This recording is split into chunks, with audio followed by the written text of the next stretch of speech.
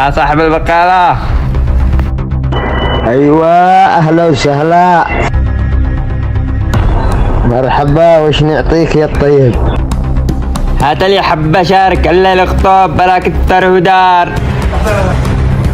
على طول بشر ولا يهمك يا غالي.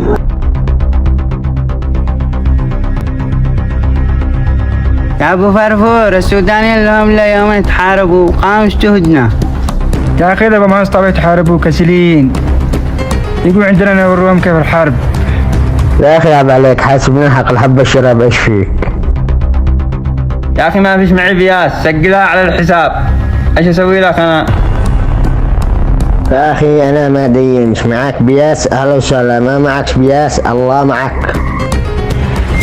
هيا طيب انا بشيل الان رجاله، لو انت رجال الحقنا، واللي براسك سووه.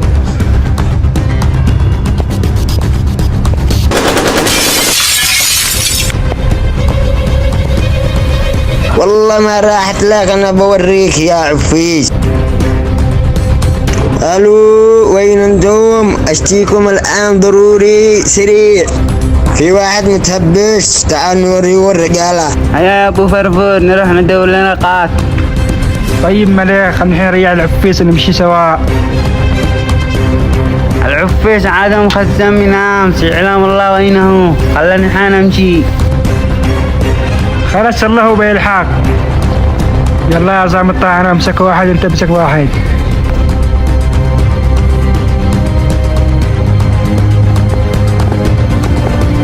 الليل وين القات؟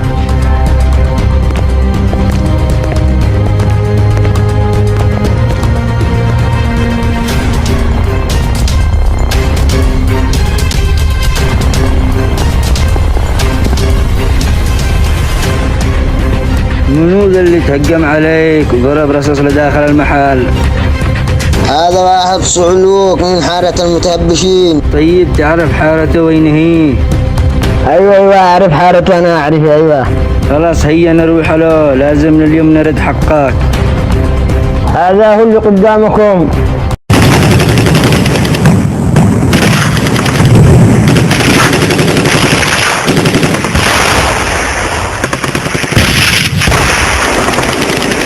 هذا القط ماقوش. ابو فرفور صوت اشتباكات، هيا نروح نشوف لا يكون العفيس ومن اشتبكوا. لحقناك يا عفيس.